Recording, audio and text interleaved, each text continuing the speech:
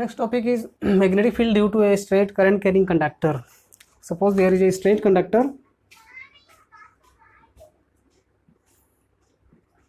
AB. This is the conductor AB. ये straight conductor, इसके around magnetic field कैसा होगा? ऑस्टर एक्सपेरिमेंट बताते समय मैंने बताया था कि इसका शेप कैसा होगा, तो उसका शेप कैसा होता है? कॉन्सेंट्रिक सर्कुलर होता है। ठीक है, magnetic field lines they will form concentric circular loops. So suppose इस पॉइंट पर मुझे मैग्नेटिक फील्ड का डायरेक्शन फाइंड करना है। सो व्हाट आई यूज, और शेप कैसा हो मैं उसको ड्रॉ करके दिखाता हूँ। चलो उसको हम लोग एक प्लेन ले लेते हैं। यहाँ पे प्लेन मतलब क्यों लिया? ताकि इसको रिप्रेजेंट करने के लिए आसानी हो, लाइक दिस।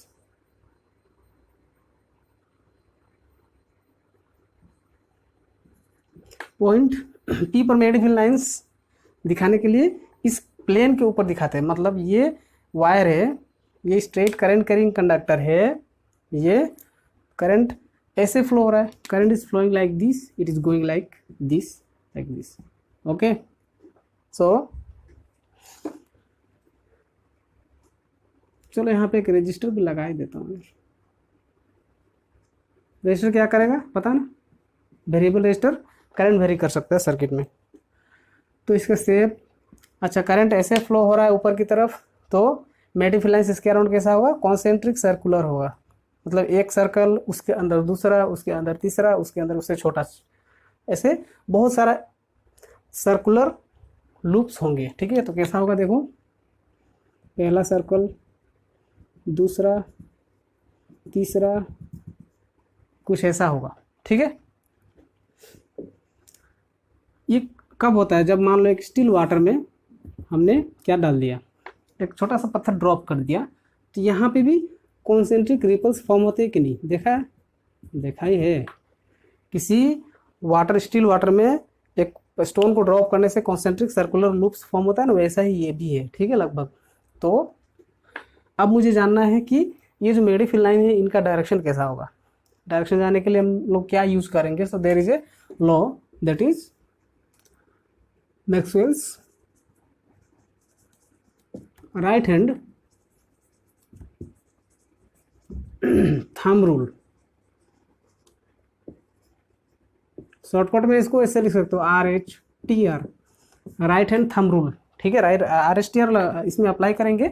सो देखो, राइट हैंड थंब रूल क्या स्टेट करता है? इसका स्टेटमेंट क्या है कि if your thumb, suppose you are holding the conductor like this. ये कंडक्टर है ना AB, इसको हमने ऐसे पकड़ा है। ठीक है, ऐसे पकड़ा है, तो मेरा थंब क्या डायरेक्शन किसका रिप्रेजेंट कर रहा है? करंट फ्लो होने का।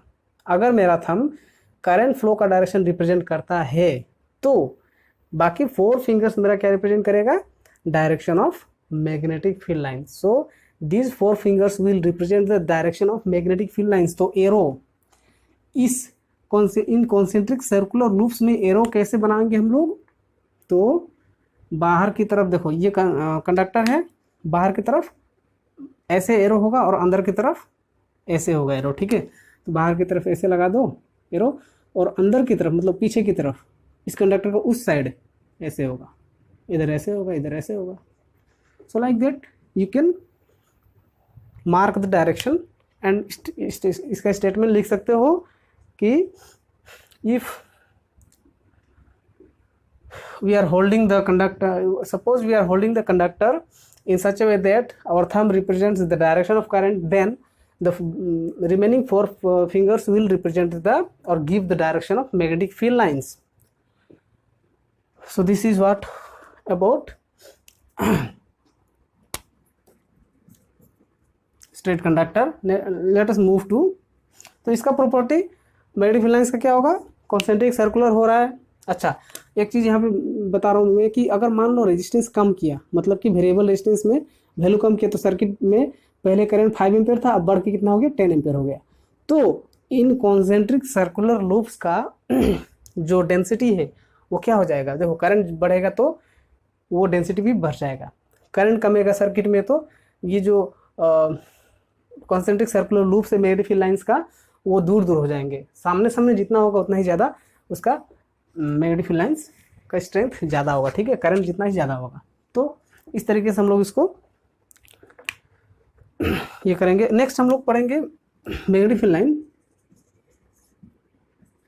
field lines due to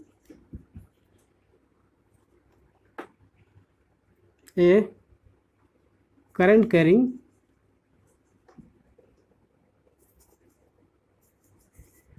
circular loop. Magnetic field due to a circular current carrying loop. Okay, suppose there is a circular loop in which current I is flowing like this. It is going like this at this point, like this. So what we have to find, हम लोग यहाँ पे magnetic field line कैसा होगा वो draw करना है, ठीक है। उसका डायरेक्शन प्लस उसका शेप, तो शेप तो कॉन्सेंट्रिक सर्कुलर ही होगा किसी एक पर्टिकुलर पॉइंट। मान लो ये कंडक्टर का छोटा सा लेंथ, इस कंडक्टर का छोटा सा एलिमेंट, इस कंडक्टर का एकदम छोटा सा एलिमेंट लूंगा, उस एलिमेंट का शेप कैसा होगा। हालांकि ओवरऑल सर्कुलर लूप है, लेकिन इस कंडक्टर का एक छोटा सा लूप लूंगा, एलिमेंट लूंगा जिसका शेप होगा बिल्कुल स्ट्रेट, तो मैं छोटा सा पोर्शन के लिए इस वायर को स्ट्रेट मान सकता हूँ। तो वहाँ पे हम लोग क्या लगाएंगे, right hand thumb rule. Suppose इस पॉइंट पर हम लोग वो लगाते हैं, मतलब यहाँ पे एक छोटा सा एलिमेंट लिया, इस एलिमेंट को लगभग स्ट्रेट मान के इसमें करंट किधर फ्लो हो रहा है, ऐसे। लूप देखो, लूप कैसा होगा, ऐसा। जो इस वाला ये साइड दिख रहा है, ये पीछे वाला तो नहीं दिख रहा है ना मेरे को। करंट ऐसे फ्लो हो रहा है यहाँ पे, मुझे यहाँ पे मैग्नेटिक फील्ड लाइन फाइंड करना है, डायरेक्शन प्लस शेप। देखो करंट तो ऐसे फ्लो हो रहा है, तो मैं राइट हैंड थंब रूल लगाऊंगा। This will be my thumb will be pointing into the white board, perpendicular into the white board. So my other four fingers will give the direction of magnetic field lines. So ये dotted line जो दिख रहा है ये क्या है, अंदर वाला। ये मेरा जो फिंगर ऐसे अंदर जा रहा है ये अंदर वाला पोर्शन है, और ये जो सॉलिड लाइन है ऊपर का, ये ऊपर वाला, ये वाला पोर्शन, ये ठीक है, ये वाला ऊपर का, हाँ अंदर का ऊपर का। तो ऊपर वाला सॉलिड लाइन है। सॉलिड लाइन में कैसा है डायरेक्शन, ऐसे देखो, ऐसे, और डॉटेड लाइन में ऐसे, तो डॉटेड लाइन में ऐसे अंदर की तरफ, ठीक है। सॉलिड लाइन में बाहर की तरफ, डॉटेड लाइन में अंदर की तरफ, या फिर ऐसे बोलो कि सॉलिड लाइन में ऊपर की तरफ, डॉटेड लाइन में ऊपर की तरफ, और सॉलिड लाइन में नीचे की तरफ, ऐसे। तो ऐसे ही हम लोग बाकी और भी कॉन्सेंट्रिक सर्कुलर लूप्स होंगे उसको बनाते हैं, ठीक है। सेम ऐसा ही होगा यहाँ पे भी, ऐसा और भी लूप्स होगा।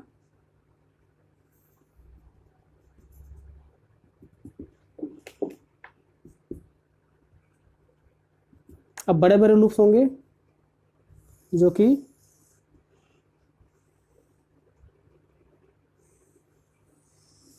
लगभग काफी लंबा होगा। तो ऐसे छोटे छोटे एलिमेंट, मान लो यहाँ पे भी राइट हैंड थंब रूल लगाया, वहाँ पे भी ड्रॉ करोगे, यहाँ पे भी मान लो यहाँ पे मैं लगा रहा हूँ राइट हैंड थंब रूल, कुछ छोटा सा एलिमेंट लिया, उस एलिमेंट में करंट का डायरेक्शन क्या है, कैसा फ्लो हो रहा है। तो इस एलिमेंट, मान लो यहाँ पे एक पॉइंट है ये, ठीक है, यहाँ पे करंट का डायरेक्शन कैसा है, ऐसा, out of the white board. तो उसमें ये लगाओगे Fleming's right hand rule, so it will be like this. Fleming's right hand rule, it will be like this, okay. So अंदर की तरफ ऊपर, और बाहर की तरफ नीचे, बाहर की तरफ नीचे, अंदर की तरफ ऊपर डायरेक्शन, ठीक है। तो इसको ऐसे ही लगाओ, सॉलिड लाइन, डॉटेड लाइन, फिर सॉलिड लाइन, डॉटेड लाइन,